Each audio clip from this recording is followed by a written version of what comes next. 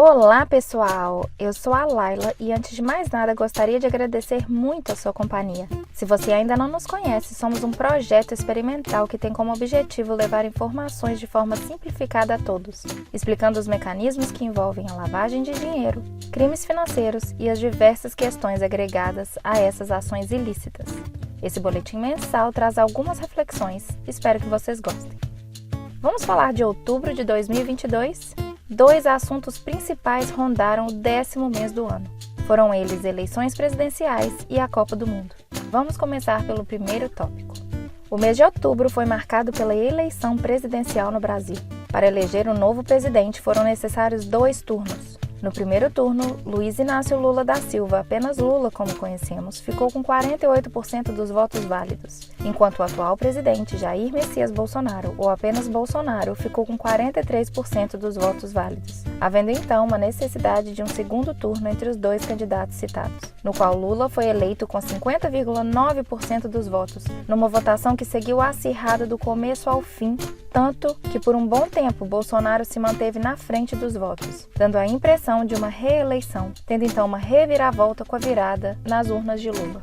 Com uma votação tão apertada e dividida, o país seguiu o mesmo rumo.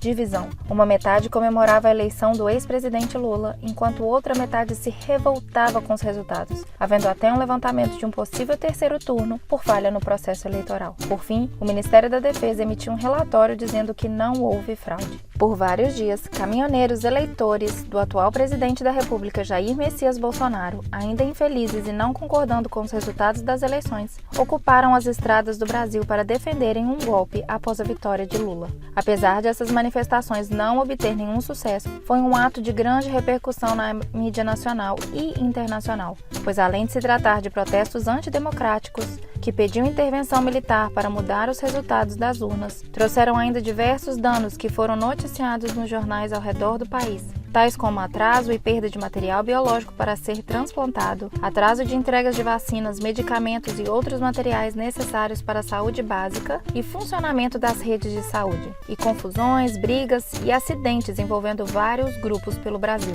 Vale lembrar que protestos de forma pacífica que não vão contra a Constituição são sempre bem-vindos a fim de reivindicar direitos e fazer com que a população seja ouvida. Voltando a falar do presidente eleito, entre suas principais promessas de campanha estão o fim do teto de gastos, a proposição de uma nova legislação trabalhista, a ampliação e reestruturação do Bolsa Família, a aprovação de uma reforma agrária e a isenção de imposto de renda para trabalhadores que ganham até R$5.000, além de uma reforma tributária que simplifique impostos e aumente a taxação dos mais ricos. De acordo com José Casado, em sua coluna na revista Veja, o país está mais dividido, fragmentado nas expectativas sobre as mudanças necessárias no padrão de vida nacional. A tradição de consenso se desvanece na sociedade enclausurada em longo ciclo de baixo crescimento econômico e de aumento contínuo nas desigualdades. Com base em dados coletados pelo IBGE, 1 de cada 3 famílias sobrevive com R$ 497 por mês. Ou seja,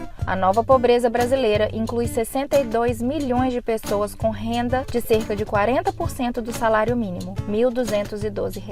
Ainda na matéria de José Casado, o cenário político conflitivo não deve se dissipar tão cedo. Tende a ser a principal condicionante das decisões no governo e no Congresso a partir do verão. Nutre-se no empobrecimento geral, na insegurança alimentar da maioria, no aumento da violência nas cidades, em áreas onde a economia do crime floresce no vácuo do Estado brasileiro. E ele traz um dado interessante. A Amazônia, por exemplo, concentra 23% dos municípios onde mais se mata. São cidades pequenas com menos de 100 mil habitantes, dominadas pelo banditismo, apoiado em redes de interesses locais, hierarquizadas e conectadas ao mercado financeiro, responsável pelo ciclo da lavagem de dinheiro, a legalização dos lucros do tráfico de drogas, de terras, de madeira, de animais e de minerais, ouro, diamante, cassiterita, urânio e manganês, entre outros.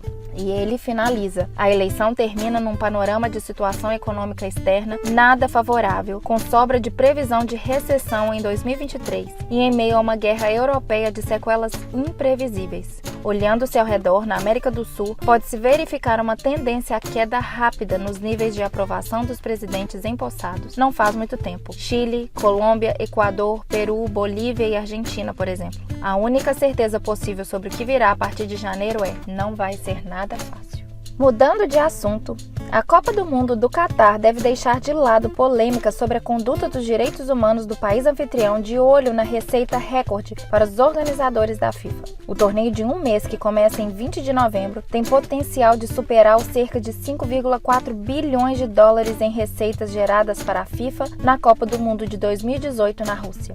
A FIFA já vendeu direitos de transmissão, cerca de 240 mil pacotes de hospedagem e quase 3 milhões de entradas para os jogos, de acordo com a revista Exame. A previsão de maior receita vem na esteira da preocupação de que alguns torcedores e patrocinadores boicotariam o evento, em grande parte por causa do tratamento do Catar a trabalhadores migrantes que ajudaram a construir os estádios e também a infraestrutura necessária para sediar o maior espetáculo esportivo do mundo. O governo do Catar negou alegações de que seus trabalhadores são maltratados e disse que o evento foi um catalisador para melhorar as leis trabalhistas. O país está construindo alojamentos para alguns trabalhadores e prometeu melhorar a segurança, entre outras iniciativas.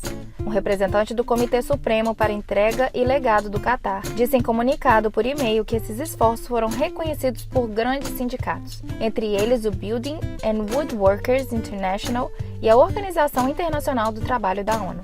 O Catar também atraiu a ira de órgãos de futebol, grupos de torcedores e políticos por suas atitudes em relação à homossexualidade, o que é oficialmente ilegal no estado do Golfo. Khalid Salman, ex-integrante da seleção de futebol do Catar e embaixador do torneio de 2022, foi rapidamente criticado esse mês quando descreveu a homossexualidade como um dano na mente.